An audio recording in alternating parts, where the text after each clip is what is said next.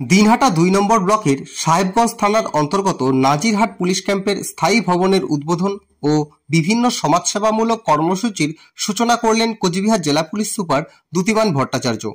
শনিবার Nazirhat police camp প্রাঙ্গণে আয়োজিত অনুষ্ঠানে উপস্থিত ছিলেন Dinhata circle inspector Dipanjan Das, Dinhata SDPO Dhiman Mitra, Sahebganj BDO Nitish Tamang, Sahebganj থানার ওসি অজিত শাহ, নয়ারহাট তদন্ত কেন্দ্রের OC Himadri Ghosh, Dinhata ২ number block Trinamool Congress সভাপতি দীপক ভট্টাচার্য, নাজিরহাট ১ নম্বর অঞ্চল সভাপতি ধনঞ্জয় রায় সরকার, অঞ্চল প্রধান রূপালী বর্মন, ব্যবসায়ী সমিতির সম্পাদক রামচন্দ্র ঘোষ সহ অন্যান্য গণ্যমান্য ব্যক্তিরা।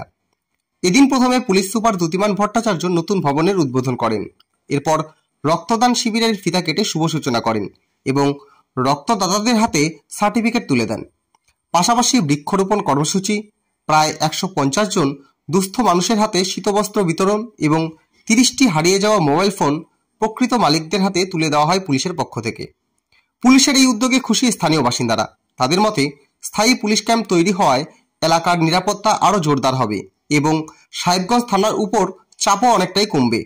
দীর্ঘদিনের দাবি পূরণ হওয়ায় এলাকাবাসী পুলিশ প্রশাসনকে ধন্যবাদ জানিয়েছেন। এছাড়া অনেকে মনে করছেন সামনে ২০২৬ সালের বিধানসভা নির্বাচনকে কেন্দ্র করে এই স্থায়ী ক্যাম্প এলাকায় আইন শৃঙ্খলা রক্ষায় গুরুত্বপূর্ণ ভূমিকা নেবে। সাহেবগঞ্জ থানার এই যে প্রত্যন্ত এলাকা নাজিরহাট, এটা একদিকে দিনহাটা রয়েছে, একদিকে সাহেবগঞ্জ আর একদিকে তুফানগঞ্জ। এই জায়গার একটা ট্রাই জাংশনে অবস্থিত এবং কাছেই আন্তর্জাতিক সীমানাও রয়েছে। তো এই জায়গার গুরুত্ব অসীম। তো এখানে একটি ক্যাম্প আমাদের বহুকাল ধরে ছিল, সেটা স্থানীয় যে পঞ্চায়েতের যে বিল্ডিং ছিল তাতে অবস্থিত ছিল। বর্তমানে এটি একটি নিজস্ব ভবন পেল, সেটির আজকে দ্বারোদ্ঘাটন হলো। স্থানীয় ব্যবসায়ী সমিতি এবং পঞ্চায়েত সবাই মিলে এই ভবনটির ব্যবস্থা করেছেন, তার জন্য সবাইকে ধন্যবাদ। এবং এর সাথে সাথে আমাদের দায়িত্ব বেড়ে গেল, আমরা এখানে থেকে আরও বেশি পরিষেবা দিতে পারবো বলে আমরা মনে করি।